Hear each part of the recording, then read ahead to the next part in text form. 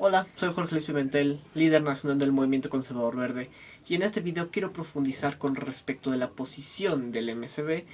en torno al conflicto que está suscitando entre Estados Unidos e Irán. Primero que nada quiero recalcar que ante este conflicto he visto mucho el resurgimiento del término imperialismo estadounidense. Y si bien los motivos por el cual Estados Unidos está siendo movido para realizar estas acciones no son del todo 100% puras, como no lo es todo en este mundo, también es cierto que es erróneo estigmatizar del todo al gobierno estadounidense. Porque si bien eh, siempre es preponderante poner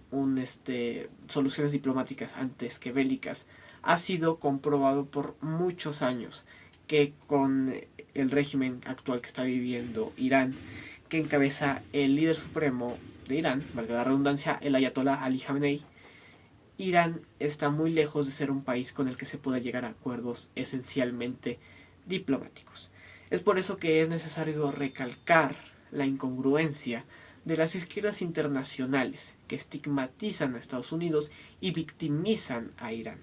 porque en ese sentido hay una incongruencia de facto con sus propios ideales. Y se me viene a la cabeza rápido dos ejemplos esenciales, como lo son el del lobby LGBT y el del lobby feminista. El del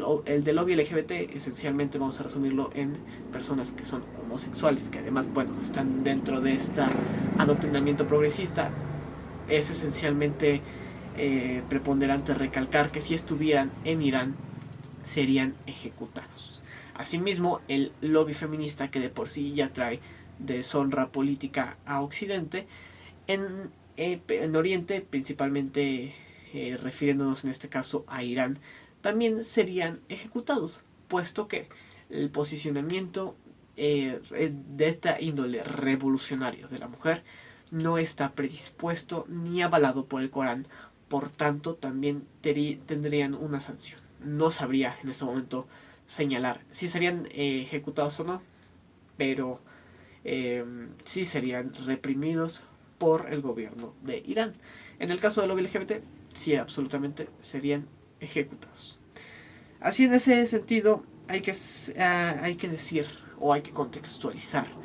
que este conflicto no es de la noche a la mañana, sino que Irán previamente ya había firmado un acuerdo de no proliferación nuclear.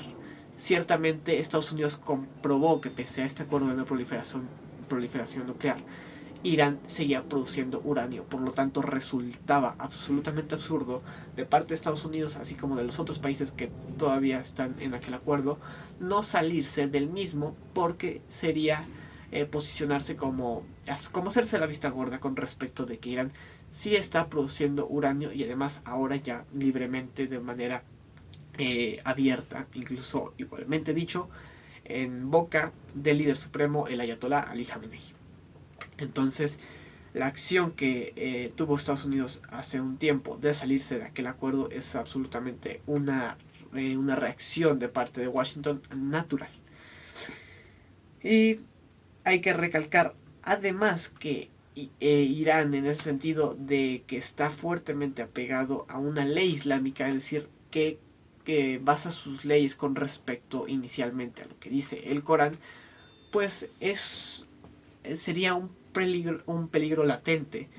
permitirle el uso de armas nucleares, porque hay que recordar que los países de mayoría musulmana, que los musulmanes, no estoy diciendo, no estoy generalizando tampoco, pero también hay que aceptar que inicialmente los musulmanes, me parece que del Corán, están llamados a hacer proliferar la religión con respecto de la guerra, a través de la guerra, como una especie de guerra santa que se le llamaría. E inclusive yo señalaría esta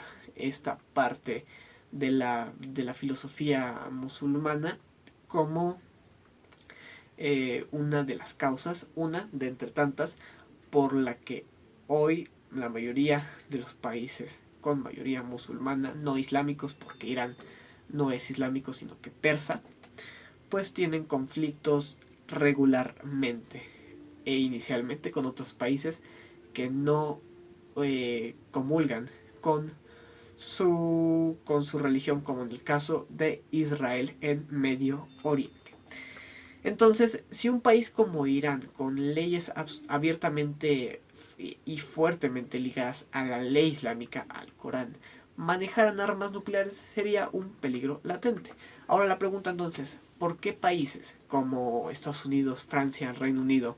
si no me equivoco, que tienen ahora armas nucleares, que tienen ojivas nucleares, porque ellos sí pueden controlar armas nucleares e Irán no?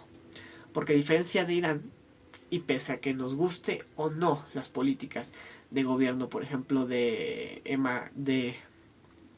Emmanuel Macron, de Boris Johnson o de Donald Trump, son países que saben los riesgos de manejar las armas nucleares,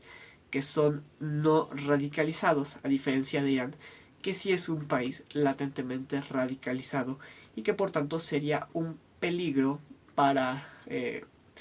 el mundo que manejaran ojivas nucleares.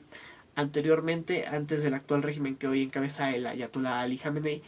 Irán tenía un régimen normal, moderado, más cercano y diplomático con ahora sí que el contexto global, y por tanto se le estaba abriendo las puertas a manejar este tipo de armas, de ojivas nucleares, que incluso fueron proporcionados inicialmente por el propio Estados Unidos. Pero ciertamente hoy, con el actual régimen, no es una decisión certera querer decir que Irán es la víctima del cuento y que absolutamente debe tener todo el derecho de manejar armas nucleares, porque no es así y solo generaría gran incertidumbre mundial.